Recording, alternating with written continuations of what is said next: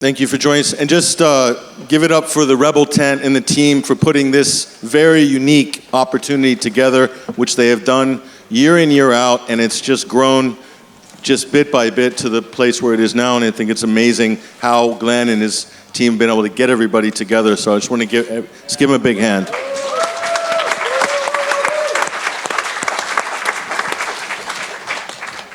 So just, I want to introduce myself first, and then just a brief introduction for each of our panelists, some of whom you may know, some of whom you may not know. Myself, I'm an independent journalist and a geopolitical analyst, and I'm the founder of a media outlet called 21st Century Wire. I'm also co-host of the UK column, News, which is a major independent media outlet in the UK. It's been going since about 2010.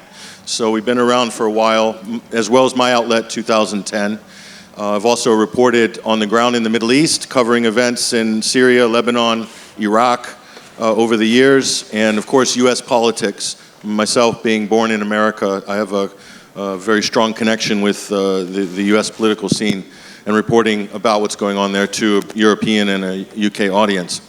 But I'm going to hand it over to my colleagues on the panel. We're going to be talking about what is maybe the most divisive issue, but also one of the most fundamental issues right now in the world, which is the Palestinian question. One state or two states. And it's really coming down to the wire right now. We're at that point in history where this question, we need to find a solution to moving forward. It has to do with this question fundamentally. And we'll hear from our panelists about, and I think we probably have the best people who can comment on this issue in the country right now are with us on stage. So I'm looking forward to this discussion. But I'll hand it to my colleague Jackie Walker. Just a brief introduction for yourself and everybody else. I'm Jackie Walker. I'm a survivor of the Labour Party. I don't go to meetings or even think of them anymore.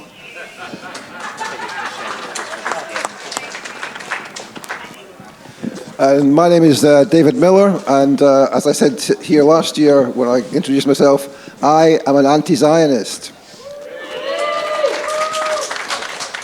As some of you will know, I was sacked by the University of Bristol. I took them to court and I won, and they're appealing, and that will be coming up in November. Hi, I'm Asa Winstanley. I'm a journalist with the Electronic Intifada, a website which reports on Palestine, the Palestinian cause as a global issue. I report on various aspects of that, including the pro-Israel lobby in Britain. I reported on the fabricated Labour anti-Semitism scandal, and I wrote a book about it, and I've got it for sale if anyone wants to buy it today. Yeah, that's about all to say about me. I'm Chris Williamson, former Labour MP, the party because of my criticism of the Zionist entity and support for Palestine, and I'm now currently the host of Palestine Declassified and the deputy leader of the Workers' Party. Sorry, can I just say something about Chris? Because I think I need to dedicate something to him. He was in part thrown out of the Labour Party because he dared to book a room in the House of Commons for a film that I was involved in. So, good on you, Chris. And before we begin the discussion, I just wanted to comment. You know when you apply for a job and there's that drop-down menu, or you apply for a visa or whatever, and what's your profession? And this panel, probably, it's very difficult to find something other than, they should add a field called professional troublemaker. I think that would be appropriate. I want to start with David Miller. David, the Palestinian two-state debate, it's now coming to a head. There's a lot happening, especially with European governments' promises of recognizing a Palestinian state. And then on the other hand, there are strong voices and campaigns advocating for a one-state solution. And if you could just kind of frame and explain, from a beginning starting point, this argument and how people should understand it in your view.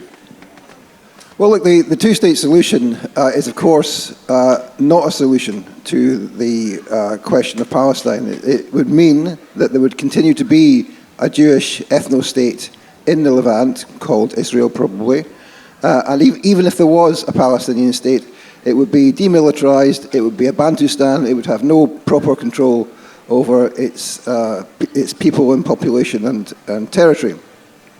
It's never been a solution to the question, and it never will be a solution to the question. But in any case, we currently have the position that there is a one-state solution which is currently working, and that is, of course, that Israel has taken over the whole of Palestine. It's effectively taken over the West Bank, and it's attempting, it says, to move into Gaza to take over that as well. And that, of course, is what the one-state solution means in practice. It means that Israel controls everything and the Palestinians will be either expelled or killed, will be genocided.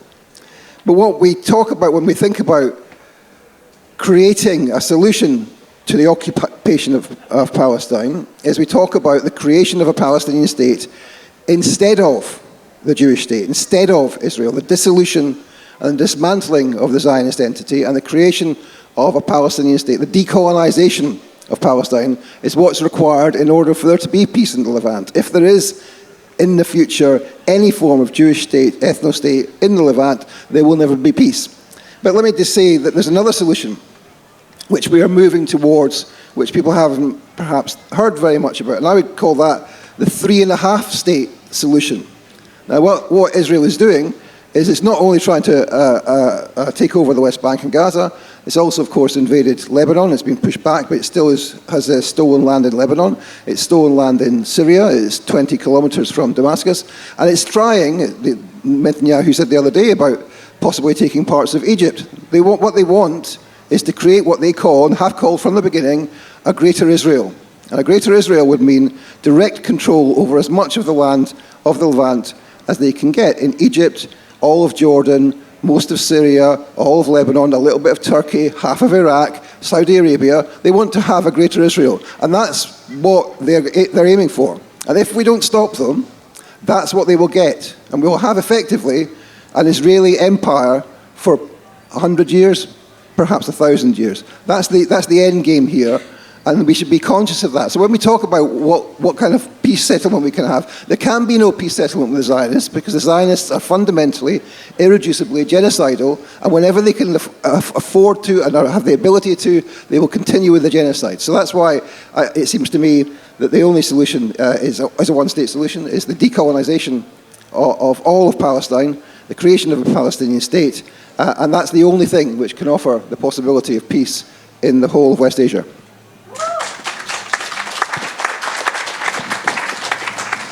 And by the way, when you hear the term Greater Israel, this was dismissed as a conspiracy theory for years, and only this week, I believe, Benjamin Netanyahu himself opined about his vision of a Greater Israel. So it's on record now. Asa Winstanley, so the current situation as it stands, considering everything that's happened in Gaza the last 21 months, what's happening in the West Bank, in your opinion, with everyone advocating for recognizing a Palestinian state, if that were the case, what state would they be recognizing? Yeah, that's a sort of unanswerable question because, I mean, you have to recognize the reality on the ground, which is, and I spent a couple of years living in the West Bank myself, so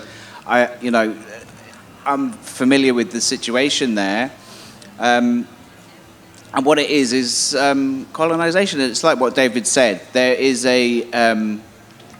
by de facto, the reality on the ground right now is that there is one state. It is one apartheid state, which is completely controlled by the Israeli military in a military regime, a racist military regime, where people, settlers who are Jews, have rights, and Palestinians, indigenous people, have no rights. So there are so there's different regimes in different parts of historical Palestine, but in the West Bank itself, there is an ongoing slow genocide, right? So it's not a full-on Holocaust like what is happening in the Gaza Strip, but there is still, the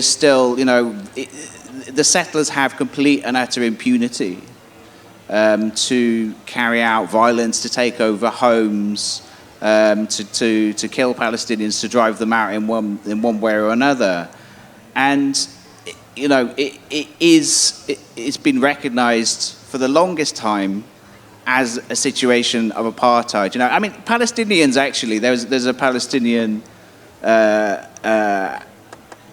writer who, I forget, his name escapes me now, but he wrote a very good, interesting book in the 1960s in which he called the situation, the regime, the Israeli regime, an apartheid regime. So Palestinians themselves have been calling it apartheid for the longest time.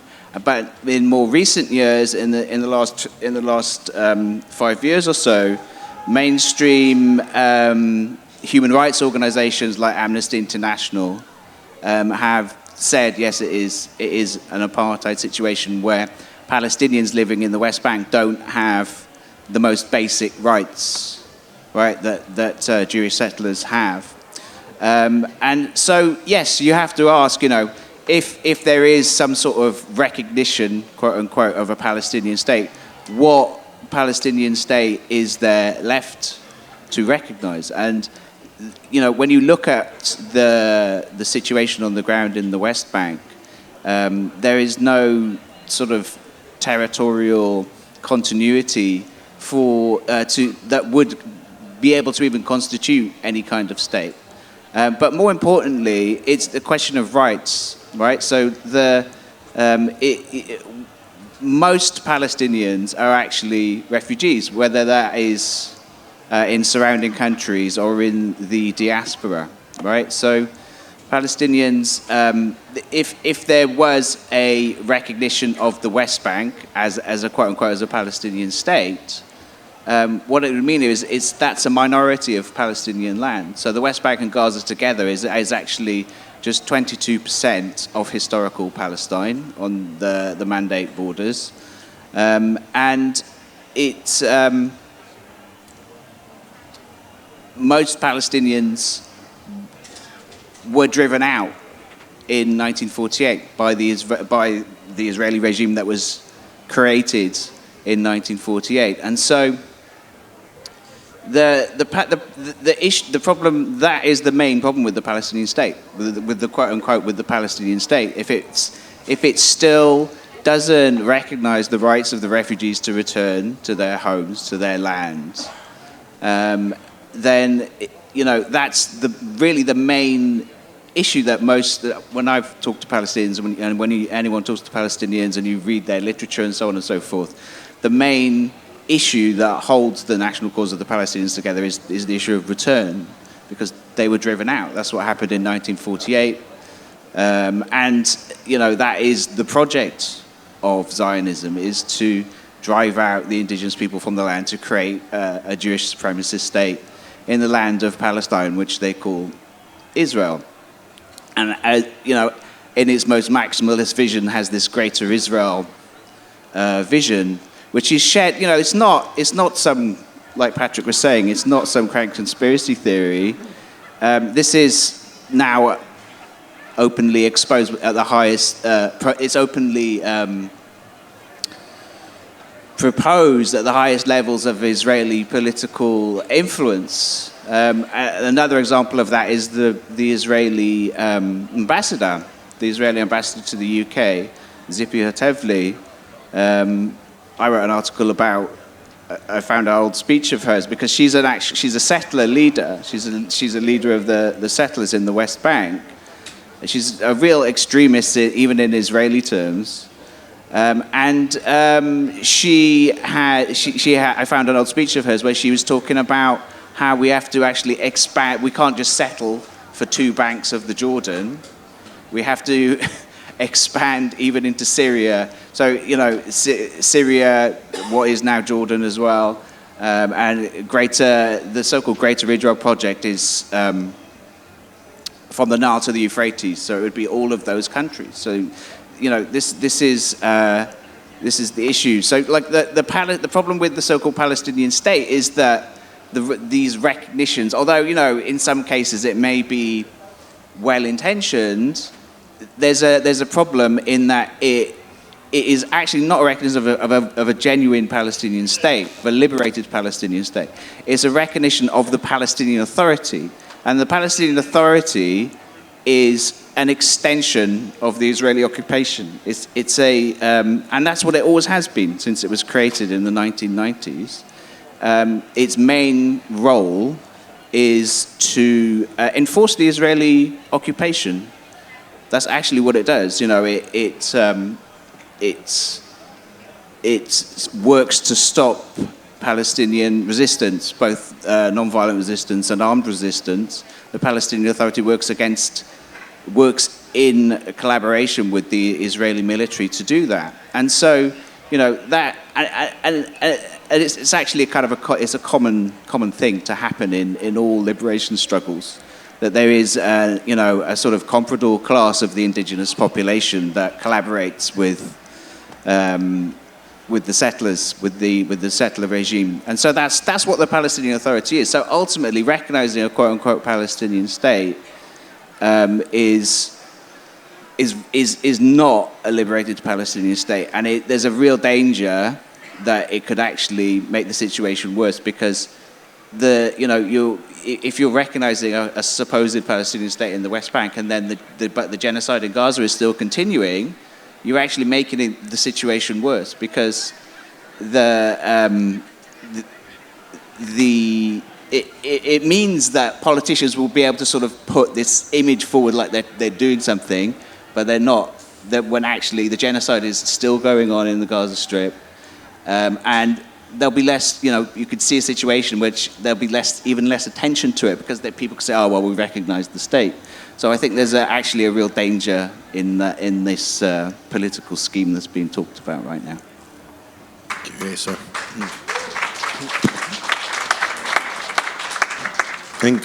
And Chris, I want to get your general comment on this, but before that, there's a conundrum with this debate, and that is when you speak to people who are proposing a one-state solution or see that as the final goal. When you talk to over the years with Palestinians, the level of desperation, the level of exasperation is such that they see the recognition of a Palestinian state, a two-state solution, as a way of stopping the bleeding, and somehow a bridge to ultimate freedom and liberation down the road. But they need to get to that point first. But that then comes into the political and intellectual debate on this topic, and how do you resolve that in your mind on a political level, and your overall feelings on this issue? Well, first of all, I think it's significant. It always shines on the Beautiful Days Festival, and it always seems to rain on Glastonbury. So maybe the sun shines on the righteous. Perhaps maybe that's the reason for that. But I basically fundamentally believe in self-determination for the Palestinian people, but that doesn't mean to say that British foreign policy should accept what is a dead duck, in my opinion, of a two-state proposition for the reasons that Asa has already outlined. The proposition that is being put forward by Sir Keir Starmer is a demilitarized Palestinian state. I don't frankly know how that would work. It would be very much a second class. He's kind of playing at it to try and give the impression of offering some support, when in reality is just actually repeating Zionist talking points. But I want to go back a little bit further into history, because I take the view that Israel should never have been created in the first place in 1948. What happened? What happened was that the Labour government, the Attlee was the Prime Minister, and Ernest Bevin, who was the Foreign Secretary at the time, gave in to terrorism, to Zionist terrorism, and they had no right to give away a land that they had no business having any control over to a group of people who had no claim to that land, at the expense of the people who'd lived there for thousands of years. And when you think about it, the unfairness of it, as well as the Nakba, 750,000 Palestinian people being expelled from their land. The two-state proposition that was agreed by the United Nations and that was eventually settled upon in 1948 gave the Palestinians, of which there were twice as many Palestinian people as there were of the Jewish population, around a quarter of the landmass of Palestine, and 3/4 of it went to the Jewish population. A completely unfair state of affairs. But the Zionist entity is a totally untrustworthy, extremist, genocidal entity that cannot be trusted. And they completely trashed the Oslo Accords, the agreement that was reached when Yasser Arafat led the Palestine Liberation Organization back in the day. And they've never abided by it in any way, shape, or form. So I think this notion of somehow a state for the Palestinian people and living side cheek by jowl with a Jewish supremacist state is just simply for the birds. So I think from our perspective, what we need to be arguing for, therefore, is to be upping the ante and to be pushing for British foreign policy to support the dismantlement of the Zionist entity and to replace it with a unitary state with equal rights for all people. And that's why I joined David Miller and George Galloway last month to launch the One State Palestine campaign. And it's gaining a lot of support, and we need hopefully to build that support going forward, because it seems to me that is the only credible long-term proposition that will guarantee peace and stability in that region. So I hope that people will acknowledge that the two-state solution is dead, and that we as a British people, as a British state, which has most responsibility, frankly, for the shit show that is taking place now in that part of the world, because the Balfour Declaration back in 1917, the British mandate that emerged after the First World War, the fact that Britain then gave away this land to the Zionists, it's untenable. And so I think on that basis, we need to be moving forward with a one-state proposition, but not just to accept that we have a one state and that with equal rights for everybody living there. There needs to be reparations for the Palestinian people who've been wronged for the last 77 years.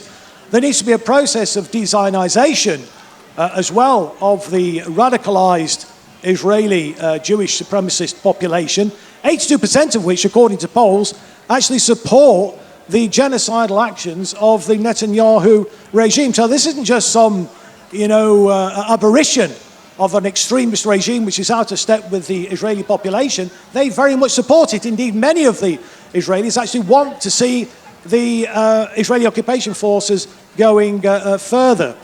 And so on that basis, I think we need to be exposing what it's all about.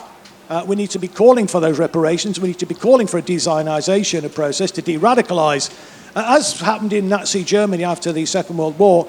And there needs to be a reckoning for the leaders of the Zionist entity through a war crimes tribunal. I think if we can achieve that, then I think that would be a recipe for peace and stability long-term in that region.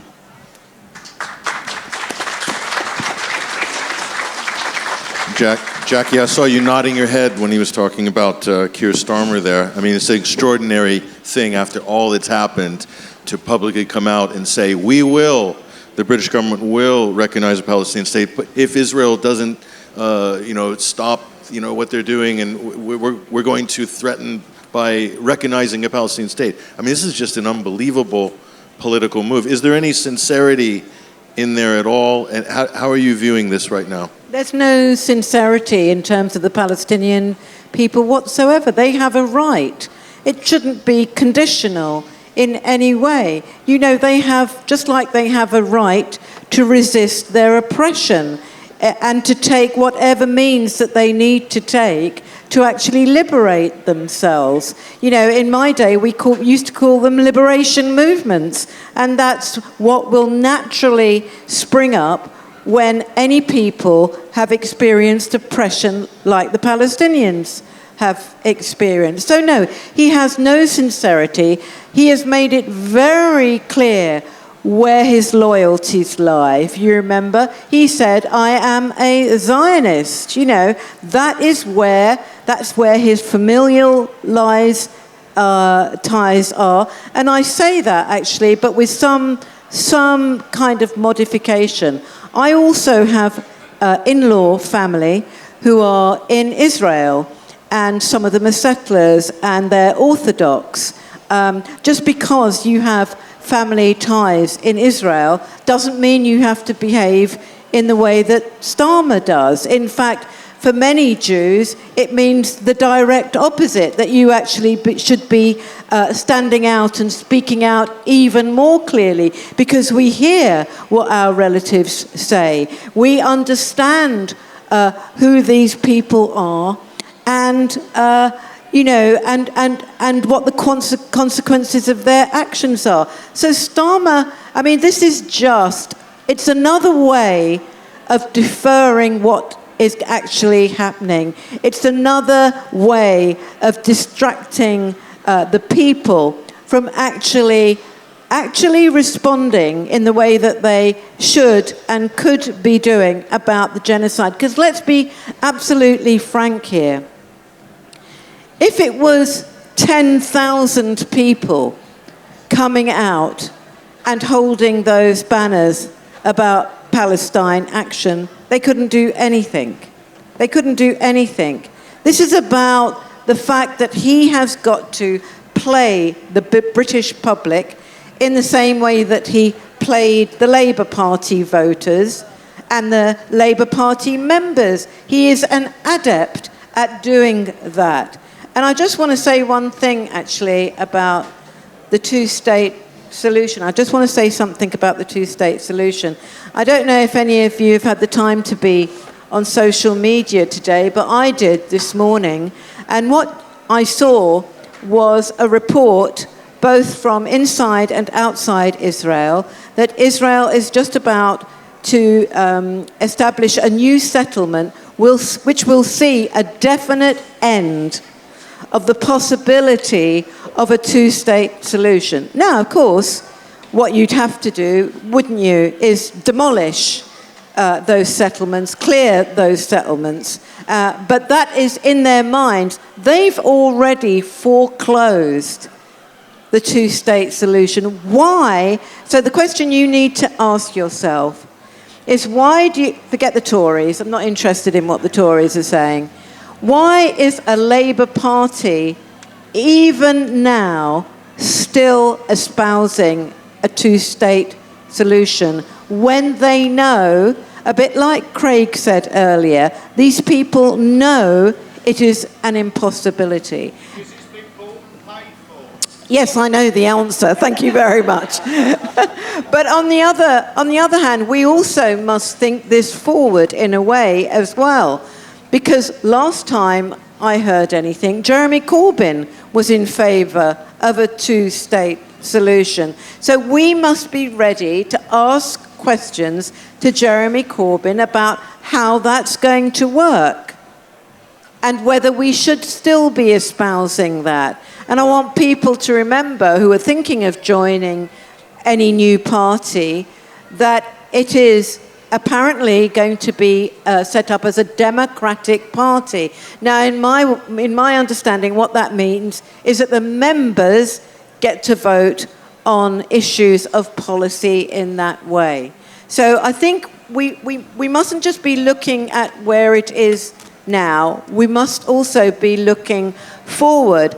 The other thing I would say is, of course, and this is just, I agree, it's not that I'm in disagreement with anything anybody on the panel has said, but I think we should also not forget to insert the Palestinians in this discussion. Whatever we think, however much we lobby, we need to have in our minds that what we're working for is for the Palestinians to have a choice in where we're going now. So what we need to establish is their voice.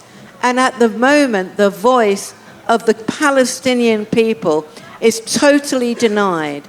And as part of that, we also need to have a discussion about the deep level of racism that is embedded in our government, media, and executive systems, in our corporate organization systems, which has allowed them to genocide people in this way, because it's all part of it. Thank you, Jackie.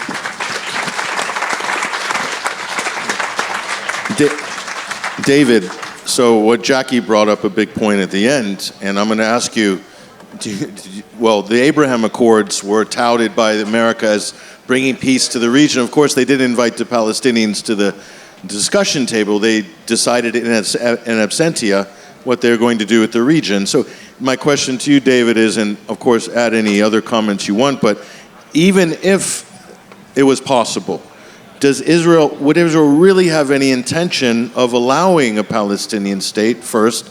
And is there any other European or Western or G7 country or even Gulf Arab country that would allow a Palestinian state in reality?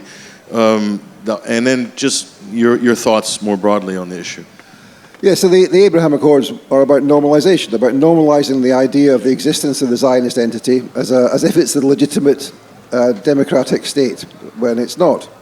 And of course, that's been funded by huge sums of money, including money which has been invested and given to, for example, Jared Kushner, President Trump's son-in-law, from the Saudi Sovereign Wealth Fund. And of course, the Saudis are deeply into normalization. They've pretended for many, many years that they weren't into normalization, but undercover they've been developing their normalization, along with the key normalizing power in the region, which is the United Arab Emirates, which has been leading on this and indeed coordinating very, very closely with the Zionist regime. So that's a process which is continuing. They want to have beachfront apartments in Gaza. They want to take the people of Gaza and put them somewhere nice, according to President Trump, and then they will make Gaza Jewish again, as the settlers have been saying just in the last few weeks. And that's their plan. But look, there is no possibility of any of the powers in the region who currently oppose the Palestinians, and that's almost all of the powers apart from the ones I'll mention in a second. There is no possibility of them changing their minds. Not even the alleged Palestinian supporters in Qatar are actually supporters of the Palestinians. There's a massive scandal ongoing at present in Israel and Hebrew media about, which is called Qatargate, which is about the way in which Qatar has, all the way through the genocide, actually supported Israel and the Zionists, contrary to what's said by the neocons and the propagandists. So look, there's no chance of any of that changing at all.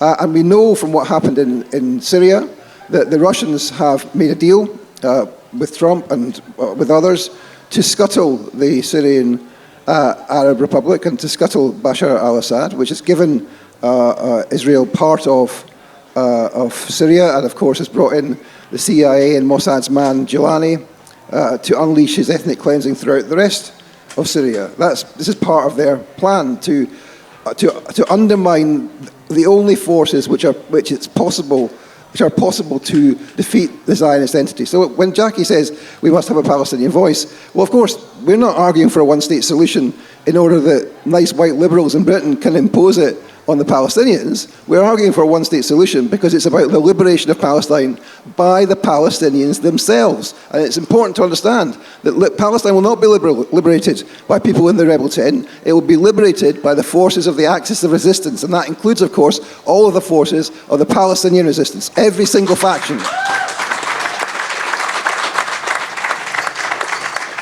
And the Axis of Resistance, of course, is more than just the Palestinian faction, more than Palestinian Islamic Jihad, more than Hamas, more than the Popular Front for the Liberation of Palestine, more than the Democratic Front, more than the Al-Aqsa Martyrs Brigade, who have been engaged in struggle and continue to be engaged in struggle with all the other Palestinian factions in Gaza to this day. They're not defeated and they won't be defeated.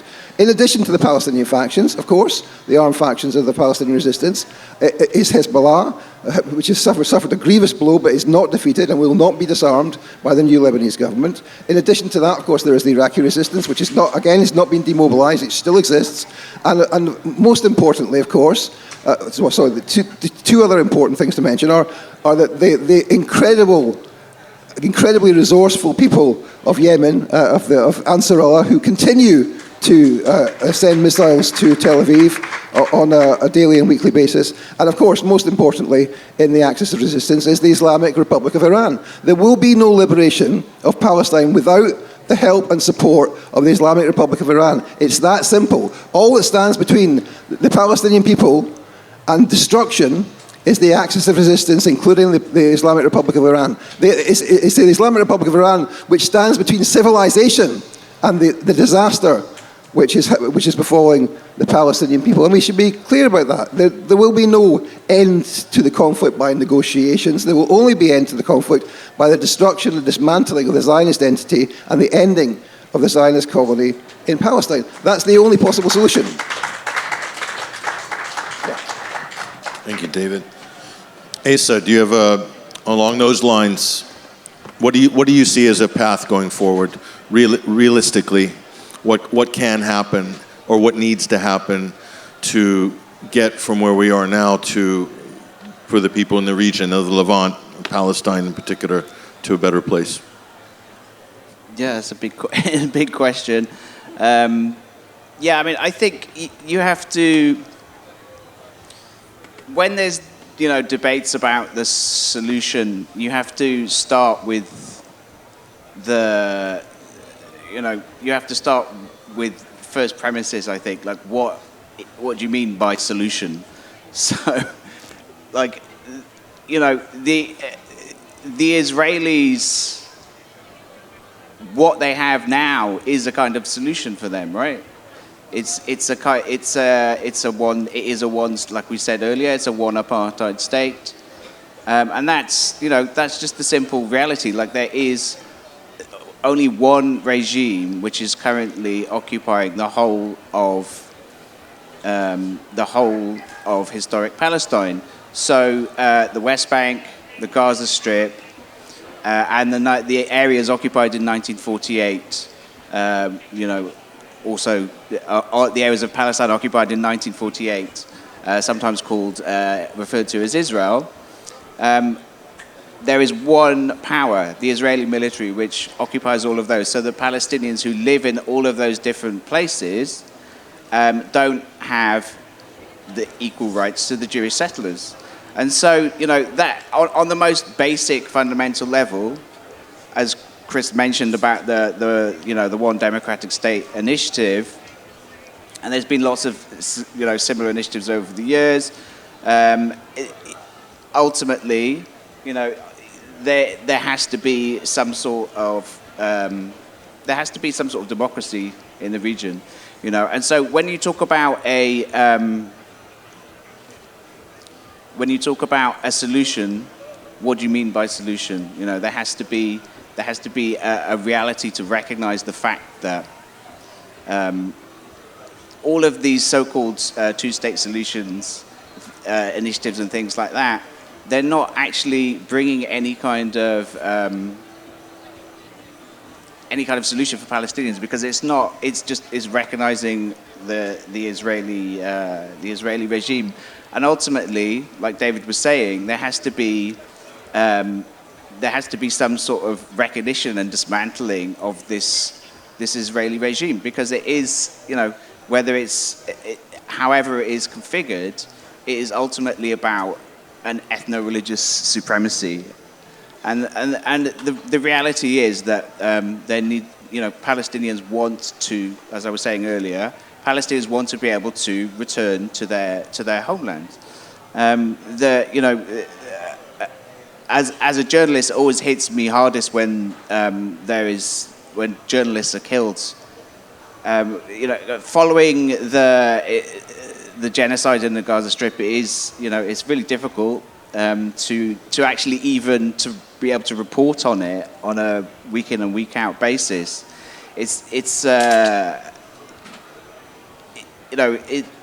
can't even imagine what Palestinians themselves are actually going through. And then the other week, when it was only last week, wasn't it, when the Al Jazeera bureau was wiped out in the Gaza Strip last week, the Israelis, deliberately targeted most of the Al Jazeera's reporters in Gaza deliberately,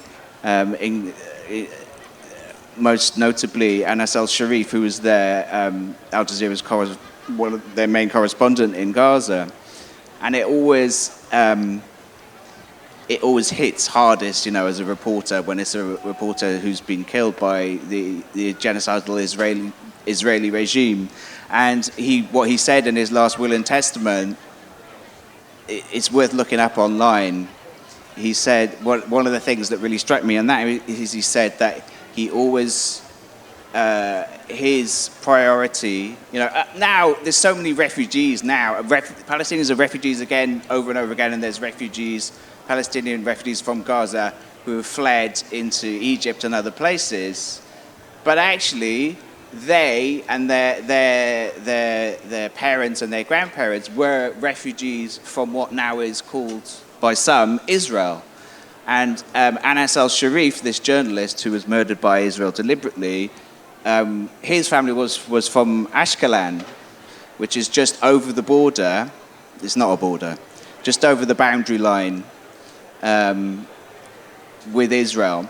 And he talked in his last will about his last sort of testament about that. About we wanted to return to Ashkelon, the Israelis call it Ashkelon. So this is the central issue of the Palestinian cause, is the return. And there has to be, ultimately, that's what Palestinians want. It's not about we all recognise that, I think, on this panel. It's not about what we want, as in what we prefer as individuals or as professionals. It's about, that is what Palestinians want ultimately, is to have liberation and return, and it's as simple and as complicated as that. Thank you, Asa. Chris, do you have anything you want to add along these lines? Well, I just want to reiterate something that David said when he was talking about the role of Ansar Allah. The reality is, they're the only entity that is actually implementing international law. The responsibility to protect the Genocide Convention that obliges the international community to intervene to stop a genocide. Who's doing that? Only Ansar Allah.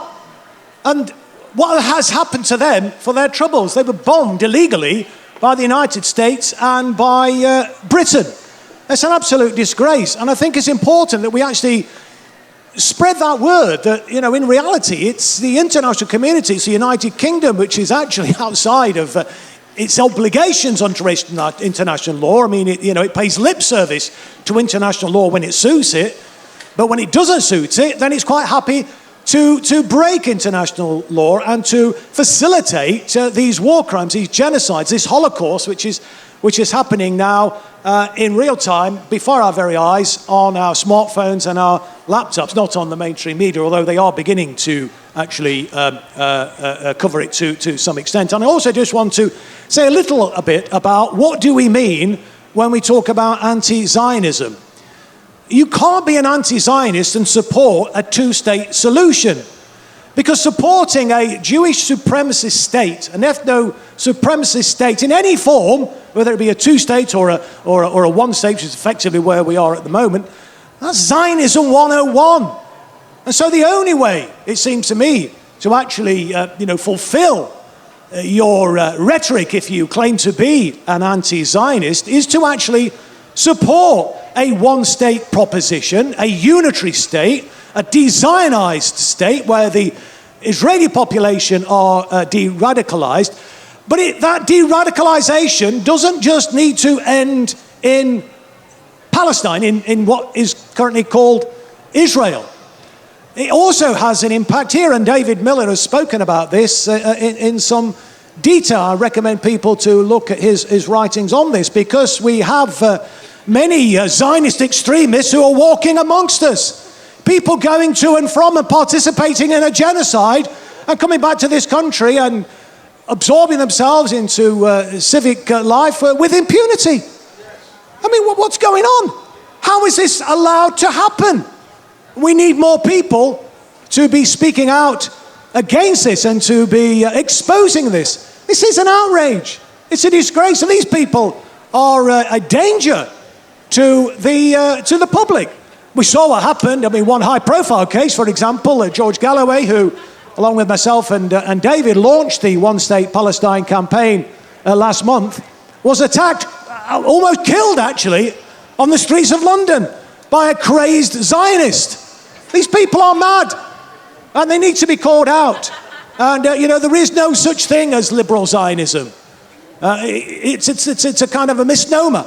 It's a contradiction in terms. So I think we need to be speaking, more loudly, actually, about, the outrage that's happening now, the complicity of the British government in that, and indeed the complicity of many institutions in this country with what is going on.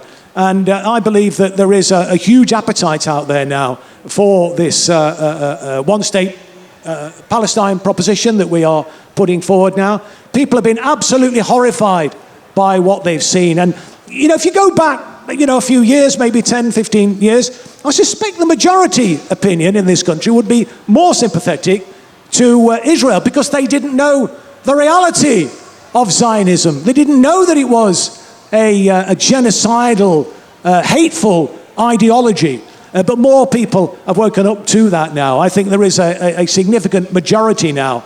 And the political class are completely out of step with where the general public are at. And that's why I hope that this new party, this Your Party, will link forces with groups like the Workers' Party so we can form a united common front to actually support the Palestinian people and actually to support the British people without wanting to get it, because I know we're not talking about that, but I mean, I think it's really important that we have a common agenda on foreign policy, a common agenda on economic policy in this country. If we do that, it will be an incredibly powerful force, and I think has a real chance of making significant gains at the next election, and who knows, maybe even forming a government. But if we retreat into this obsession with identity politics, if we retreat into this notion of somehow giving house room to the Zionists and suggesting somehow a two-state proposition is a realistic one, then I think we're on a hiding to nothing. So, as Jackie has said, this is going to be, or hopefully it's supposed to be, or the rhetoric is about, this new party is going to be a democratic one. Let's make sure our voice is heard, and the mistakes that were made by the Labour Party, by the Labour leadership under Jeremy, when he led the party last time, aren't made again. And the people are with us now, and I think we've got a real chance of making progress on that basis.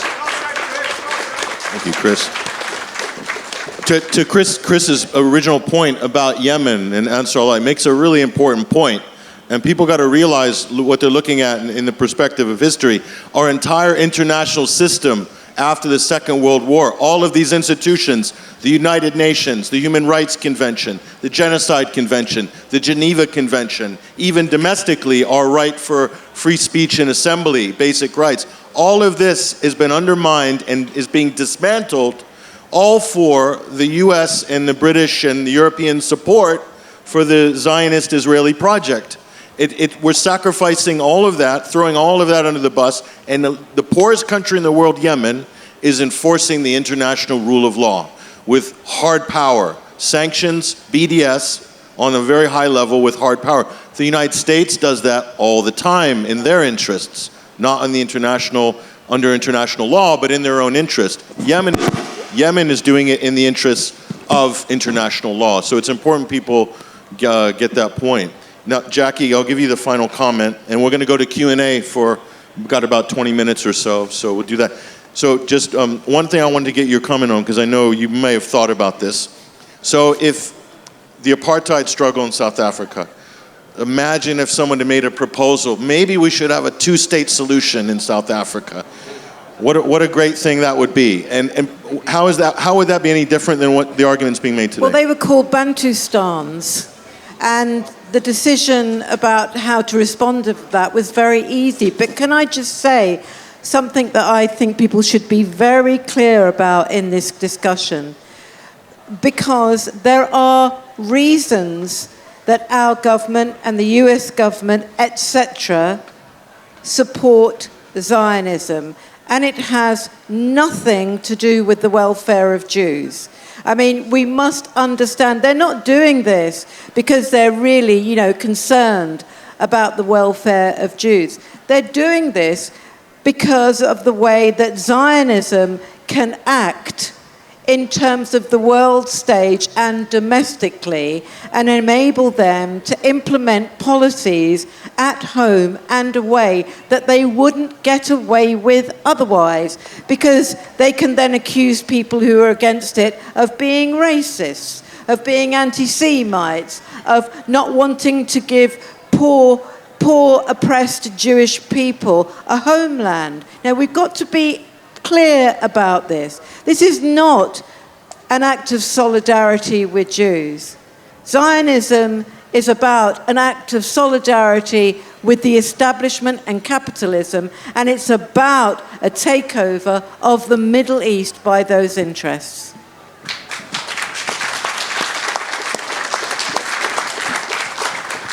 So we have some time for Q&A, so we'll take some questions. Just raise your hand, and Richard's got the mic here.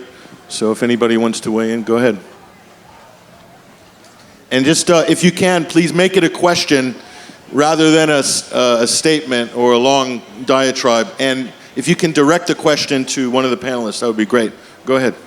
Okay, so my question is kind of one that was already said, but I think you asked what was the path forward in all of these things. I think, for example, guy on the right, sorry, I don't know any of your names. Guy on the right was talking about sort of Nuremberg-style, like war crime trials and all that sort of stuff.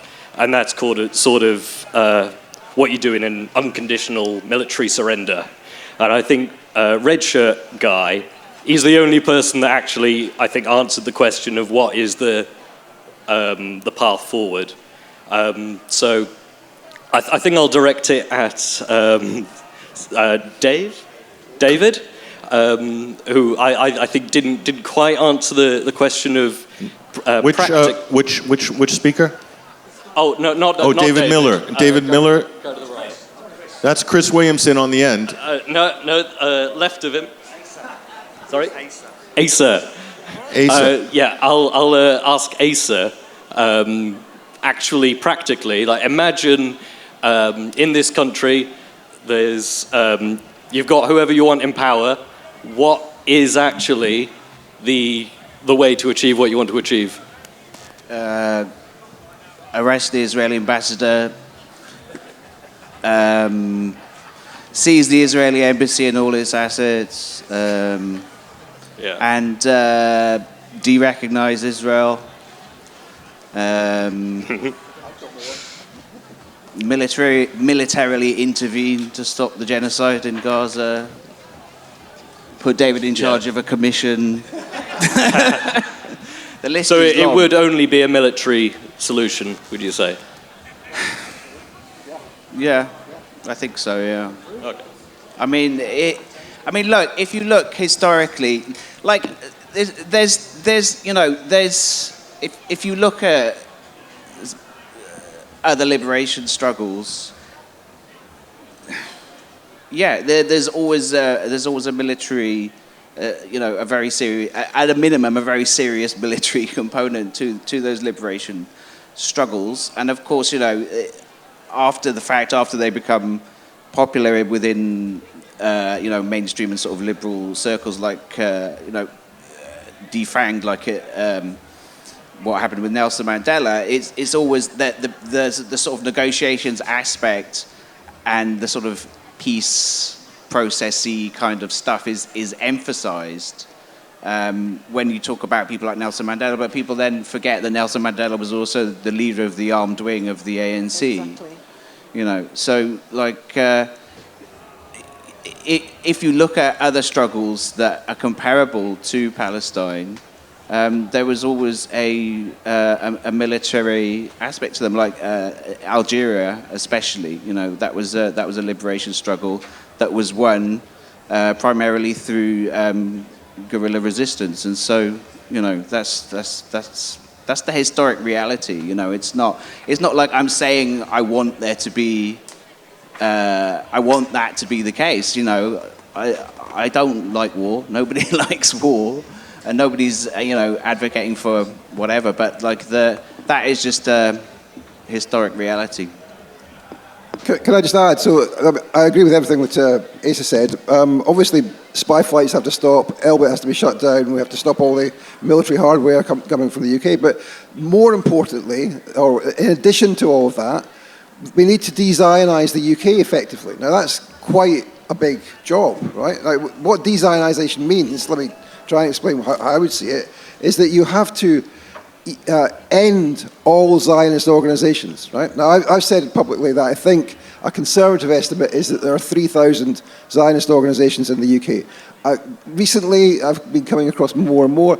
Probably that's too low as an estimate, right? So that's a lot of organizations you're going to have to close down. Companies, charities, tons of them. On a daily basis, they are supporting the genocide. They're either radicalizing their children, or they're sending money to the IDF, or sending money to the settlements, etc., etc., etc. We report on this every week on Palestine Declassified. If you haven't watched it, you should have a look. But there is one question which I think which is a caveat to that, and that is that clearly there are some organizations amongst these Zionist organizations which have some kind of communal function, right? Who represent the interests of Jews in however an imperfect form they might do it, right? Now, we wouldn't want to insist that all communal representation for Jews should be stopped and removed. Let me give you one example, which is Jewish schools. There are 140 Jewish schools in this country. Almost all of them are avowed open Zionist schools, not Jewish religious education, but Zionist schools. Now, there's no reason why, according to me, that we can't have Jewish schools like Catholic schools and Muslim schools, according to the current legislation, which I would change slightly. But it's legitimate, it seems to me, to have Jewish schools. It's not legitimate to have Zionist schools. So either these schools or other communal organizations disavow Zionism, resign from the Zionist movement, resign from the Zionist Federation, resign from the Jewish Leadership Council, resign from the Board of Deputies, or their management has to be changed. So that's my caveat, that's my gentle way of doing it, if you like. Jackie, go ahead.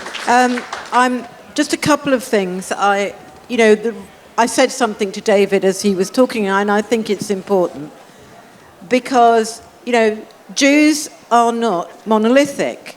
Jews have many different views, and their views at the moment are the most mobile that I have ever known them. Particularly, British Jews tend to be much more conservative than American Jews. If you look at what's happening with young Jews in America, it's now, I think 50% now think of themselves as not supporters of Israel. Okay? That is an extraordinary shift in what's happened. And when we talk about Jews in that way, it always concerns me because what it does the same things as Zionists do to us. It excludes the small, in the UK, but significant amount of Jews who are not supporters of Israel. So that's what I'm saying, and I'm just putting that up. And by the way, on the issue of religious schools,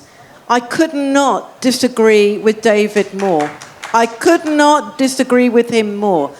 There was a reason why Tony Blair sponsored religious schools, and it had nothing to do with anything apart from the fact that he wanted to see this development of Zionism within the Jewish community. When people of my generation were growing up, Jews mostly did not go to Jewish schools. They did not go to... Now, the mass of young Jews mostly go to Jewish schools. That is hugely problematic, and I'm saying that as an educator. I saw what happened in Northern Ireland with Catholic and Protestant schools. I do not want my tax money paying for the religious education of children of any denomination. If you want to do that, you do that in your own time. You fund it yourself. The state should not be funding religious indoctrination. Can I do a very quick answer to that? Look, I grew up in Edinburgh. I went to a non-denominational school, it was called. Now, what that means in actuality, I don't know if people know this, is that it's no particular denomination of Protestantism. It was a Protestant school. Every boy in my class supported the Protestant team, Hearts of Midlothian. Every boy in the class down the road at the Catholic school supported Hibernian, the Irish or Catholic team. So if you don't allow there to be Jewish schools, Muslim schools, and Catholic schools, what you have is Protestant schools being the only schools that there are, and that's not acceptable. That's a total chimera, by the way. Saying that that's what happened by default because of the way that people were geographically placed is very different from saying that the state is going to fund and back the formation of religious schools. So it's not just that it funds them, it supports it, it encourages it. And I don't think children should be separated. In fact, I think we should be doing the opposite. I think we should be banning all religious schools out of all schools. That's where I'm coming from. And I'm really surprised that, if you want to not just, as you call it, de-Zionize the country, but, actually have better integration. I am amazed that you are supporting religious schools in any way, shape or form. Well, irrespective of whether you agree with religious schools or not, I take Jackie's point about public money being used, and we should have some influence over the way in which public money is deployed. But I will take her up on one point, it's not tax. Yeah. Taxes don't fund public services, and we need to understand how the monetary system works in this country, because that is a myth, and it bestows a status on the billionaires that somehow we need their tax money in order to fund a good society. We don't need the billionaires. They can all piss off as far as I'm concerned. We actually issue our own currency, and the only impediment to public spending is the availability of real resources in the economy. That's an economic point. People can talk to me afterwards about that if they wish. But I wanted to just make a very quick, brief point about the role of international law in terms of the resistance, because Hamas and the Islamic resistance group in Palestine, the Popular Front for Liberation of Palestine, they're all acting within international law. They have an absolute right to armed resistance. And I think as a country, we should be supporting the liberation struggle and not actually proscribing organisations, resistance organisations, because they are the ones which are acting within international law, not the Zionist entity. Excellent point, Chris. Question in the back. Go ahead. Okay, so this is a nice, easy, direct to Chris. Huge admirer, by the way. There's a lot of us out here who very silently have been cheering you on for a long time. Earlier, Freya talked about this, the rebel tent being about solutions, and it's so bloody hot that I just need a really simple thing. You've been in Parliament. I've got an absolute wet blanket of a bloody MP. He's a Lib Dem and he's just wet. He is open to being talked to about things, but if I could take 3 points, because I think that's all that the heat will allow in for right now, and also all his peanut brain will be able to... Cripes, I got to talk to him at some point. It's all that he'll be able to digest, right? So I've already started the conversation with him about he cannot be supporting a two-state solution. What are the top 3 for a UK parliamentarian today that we could possibly get across to him in an email and in a follow-up meeting to try and land the message? Well, I don't really have any of the parliamentarians, if I'm honest with you, and I think that in many ways the only way in which we can make the parliamentarians respond to the will of the people is to replace virtually all of them. There are a handful, maybe, that are worthwhile. I know from my experience of being a member of Parliament that every single one of them prioritise their career over everything else, and that includes members of the Socialist Campaign Group. Because when push came to shove, there was not a single other member of the SCG that was prepared to speak out against the bogus anti-Semitism scam. I was the only MP, I don't want to kind of blow my own trumpet or anything, but I was the only MP that was prepared to speak up for Jackie Walker, to speak up for Ken Livingstone. Ken Livingstone, who actually has done more in public office than any other person holding public office to advance the cause of anti-racism. And he was, in the autumn of his life, he's been demonised as some sort of bigot. What an absolute disgrace. He should be held up as an elder statesman of the Labour movement, but he's been isolated and ostracised. It really tells you something about the characters who found their way to the leadership roles in the Labour movement. And I include people who we used to think were decent people, who were claimed to be on the left of the Labour Party. We really need to replace them all because they are really not fit for purpose. And I say that with a heavy heart in many ways, because when I got elected as a working class youth from Derby, I just had great admiration for, I was in awe of people like John McDonnell and others. I didn't think, frankly, I was worthy of these characters, but they're all of them have got feet of clay, all of them. And so we've really, I think, got to make sure that this new democracy, that we have a party which actually does reflect the will of the people, that it dispenses with these absurd notions about liberal Zionism, two-state solution, and how the economy works. And I think if we do that, we really can make some good progress. But I think what I would say, to the useless articles that they're in at the moment, is to stress the role of international law, to actually point out that your future, pal, relies, frankly, on having a more sensible approach, because increasing numbers of people are motivated by their concern about what is happening in Gaza and the West Bank. And if you don't get on board, mate, you're going to lose your seat. Now, you might not lose it to your party, but sufficient numbers of people are so pissed off with the Labour Party now that the chances of many of them actually returning next time are very slim indeed. And bearing in mind the points I made, they are all careerists. So stress the fact that by taking the position that they are taking, it's going to potentially cost them their seat. That's what motivates them more than anything else, in my opinion. Thank you. See, do we have anyone else? Any hands? And Richard will be able to. Yep, go ahead. Thank you. Is this working? Yeah. Thank you. I want to ask everyone you guys a question. Sorry. In regards to like the new law that the Labour enacted, the Online Safety Act, and what are your thoughts on it, especially when it's like being used to like censor topics such as like the genocide in Palestine, and even things like, for example, the wars in the Congo, for instance. I just want to know what your thoughts were on it. Thank you.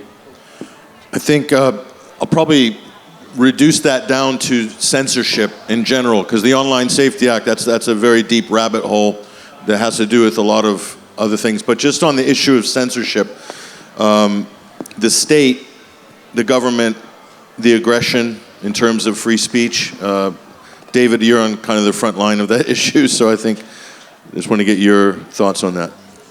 Well, look, the state, the British state, and other Western states are trying desperately to suppress all criticism of Zionism, and they are failing.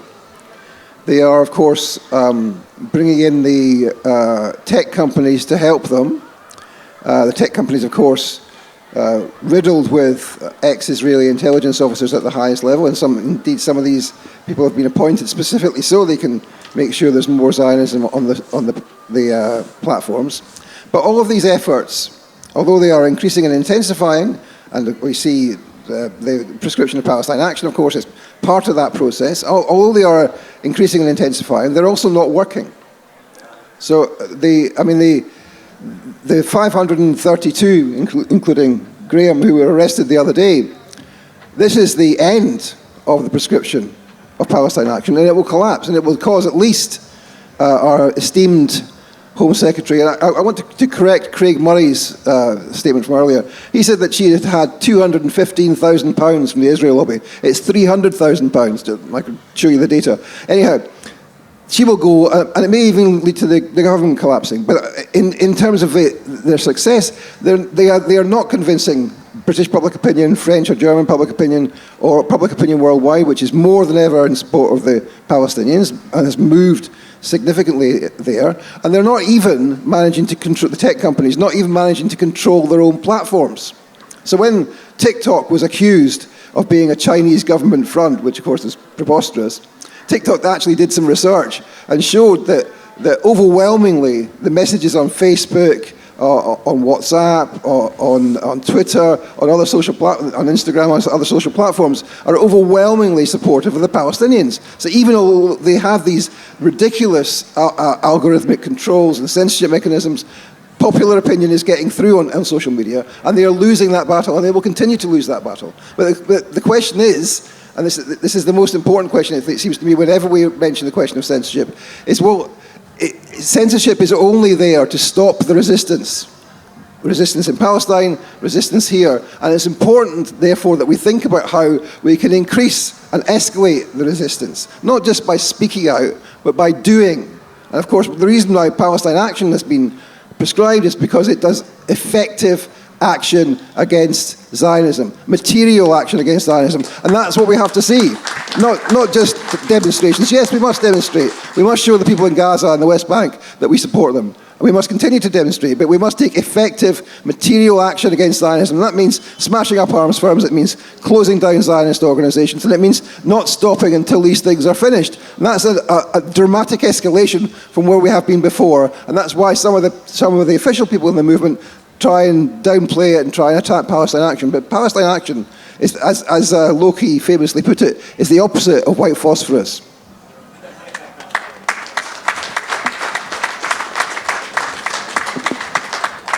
If there's no hands, I have a question I want to put to some panel members.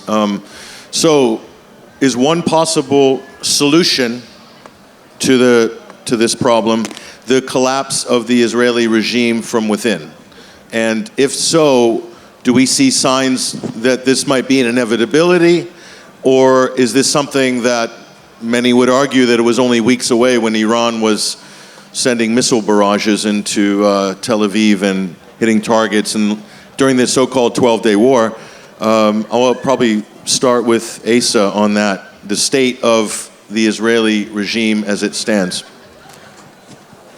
Yeah, I mean, I think answer partly. So there, I think it has to. I think the way David has put it in the past is it has to be collapsed. It's not just going to collapse like by itself out of nothing. It has to be encouraged to collapse. But I think, yes, in the ways that we've talked about, by the liberation of the Palestinians and their allies themselves. I think that there is, but yes, there is also internal contradictions within the Israeli regime which will play a part in this process. We can see some. There's a lot of talk at the moment about Zionism being in its final phase, of Israel being in its final phase, and I think that's probably true, but the issue is it's true historically, so, the final phase could last many, many, many years. We don't know. And history is not inevitable. So like David was saying earlier, what the Israelis want is a 100-year Reich, a 1,000-year Reich, a 1,000-year regime. And so none of these things are inevitable. But yes, there is some very, very early signs of, for example, the Israeli military being unable to carry on, full stop. There is. Last week there was a lot of talk about Netanyahu's plan to completely occupy Gaza, and then that was reduced to occupying Gaza City. Well, I have it on good authority that plan to take over Gaza City was the sixth such plan. So there are the Israeli military is yes, they're very good at killing children, they're very good at killing civilians, they're very good at causing death and destruction on a wide scale, but what they're not good at is fighting soldiers effectively. Palestinian resistance fighters or other, they're not good at fighting actual wars, they're good at killing civilians. And so, like, we see, if you follow the Israeli media, there's a lot of talk about how, their previous operation to take over the south of Gaza, I forget the name of it. What was it called? The recent Operation Gideon's Chariots. Operation Gideon's Chariots. There's a lot of talk recently in the Israeli media about how that failed. And so, you see signs of Israeli soldiers starting to refuse to go back to Gaza, not for any ethical reasons, but because they're being killed. They've seen their colleagues be killed by in guerrilla operations by Palestinian resistance fighters who keep carrying on. And it's this is something we report on every week on the Electronic Intifada live stream. My colleague John Elmer does the resistance report where he it's extraordinary. If you think about it, hundreds of thousands of Palestinians have been killed in this genocide. We don't know the full figures, right? We don't know, and we're not going to know for some time. But it's the 65,000 or whatever it is an absolute minimum. It's certainly hundreds of thousands. Entire areas of Gaza have been almost completely flattened. It's an unprecedented genocide, and yet Palestinian resistance fighters keep on carrying out military operations, and not only doing that, but they're actually documenting them every week with these very professional-looking videos that are then released online and broadcast by nobody in this country, but by Al Jazeera Arabic and the Electronic Intifada, and Arab. It's rebroadcast in Arab media. In English, it's pretty much just the Electronic Intifada who breaks down these videos, and you can see that they're still doing what they do. So it's because of that means that the Israelis know that the Israelis themselves know that's happening. They're seeing their soldiers come back, literally in body bags, and there is a phenomenon of there's a phenomenon of increasing mental health problems amongst Israeli soldiers. So yeah, I wrote an article about it a few months ago about a lot of these issues. So but at the same time, they're still carrying on with the genocide. So I don't want to be too overly optimistic about it. But yeah, there are some signs of these internal contradictions, and I think it will play a role.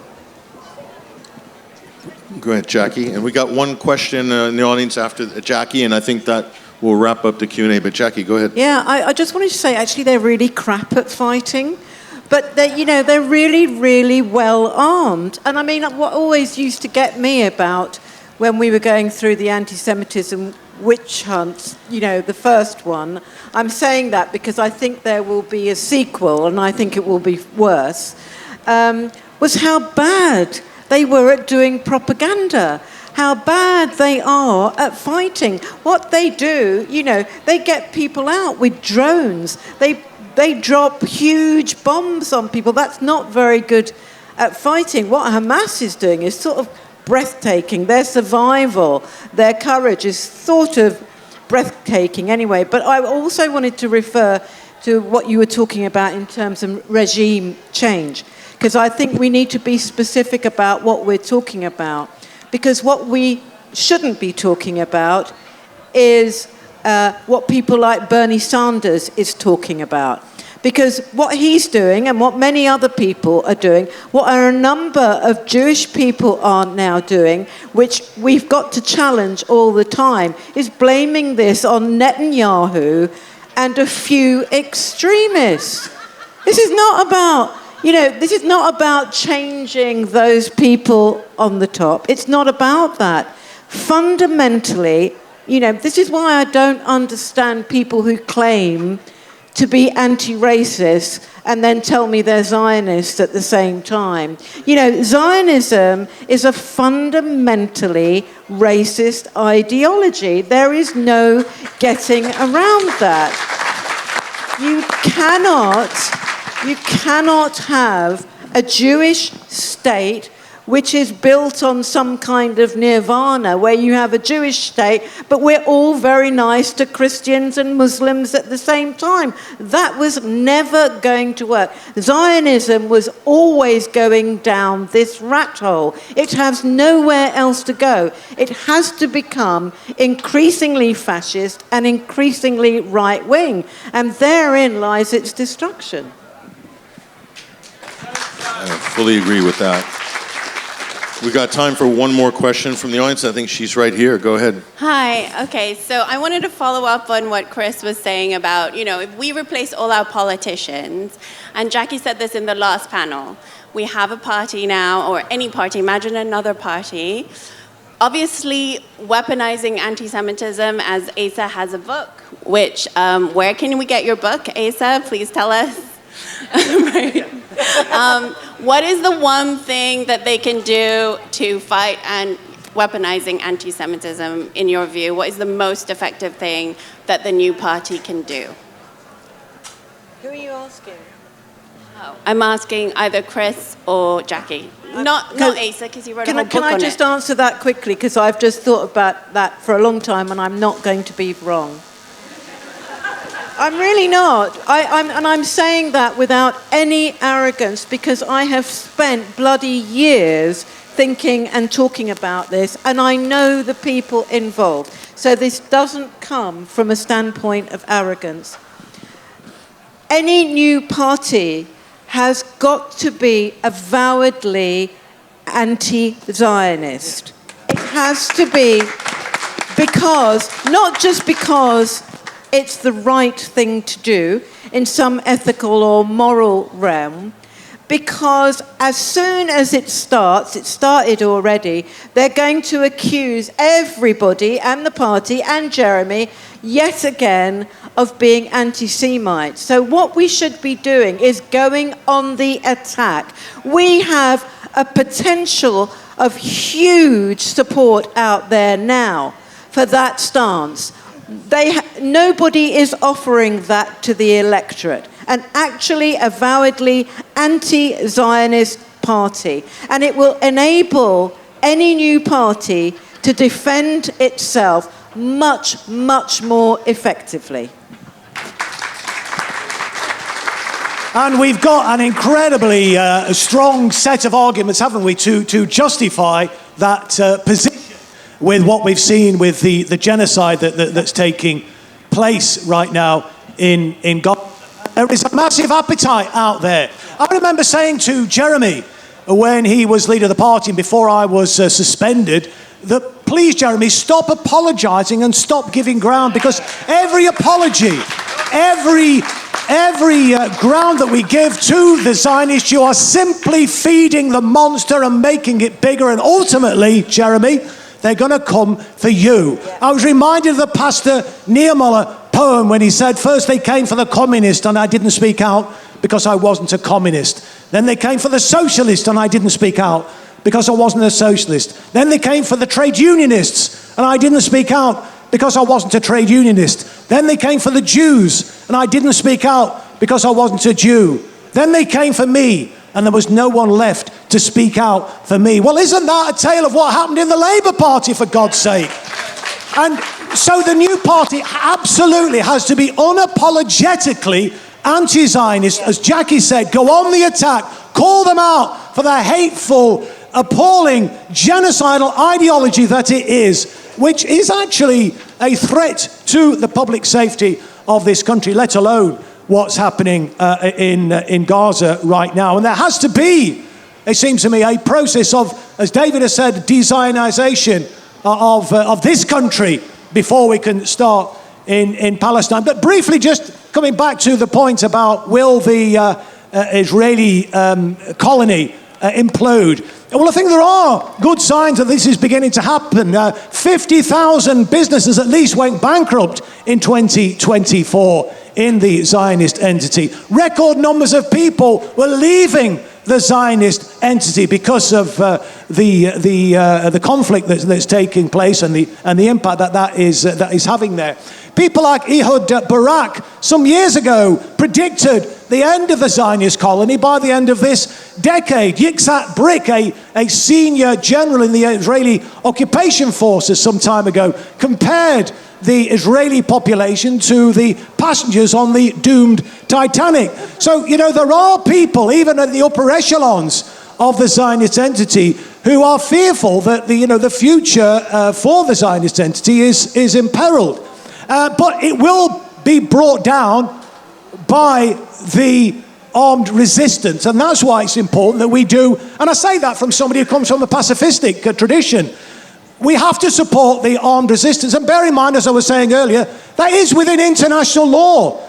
Hamas and Islamic Jihad and all the other resistance groups, as I've mentioned, are acting within international law. It's Israel that are outside international law. And so, these parliamentarians and all the rest of the journalists that pontificate about international law, we need to be telling them what the reality is. But we can also obviously help to bring about the demise of the Zionist entity, but that will mean that we have to replace these useless politicians in Parliament, because there is a role, it seems to me, for not just banning arms sales, but to completely isolate, as Asa was pointing out. Let's arrest Zippy Hotovelli for a start. Certainly break off diplomatic relations, impose meaningful sanctions against the Zionist entity. Take meaningful action at meaningful BDS. And there are things that can be done even with the complicit politicians in Parliament at a local level. Don't discard what can be achieved at a local level. Local authorities can be making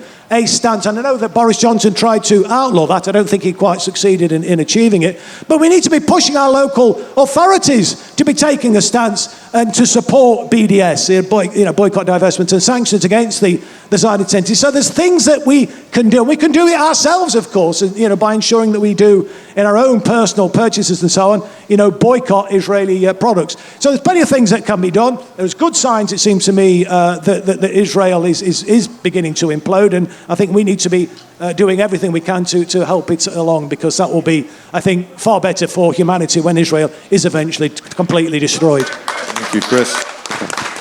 That's a powerful note to end on. And before we go, I just want to say follow and support our panelists, Palestine Declassified. That's the program hosted by Chris Williamson and David Miller on finer internet channels other than YouTube. And also Asa Winstanley and the Electronic Intifada. Asa's book is available, signed copies after this talk. Jackie Walker as well. Follow all these people on social media. And I will say, before you give a resounding round of applause, for each one of these people have really put it all on the line for what's right, for truth, for human rights, and for their principles. So give them a big round of applause. Thank you.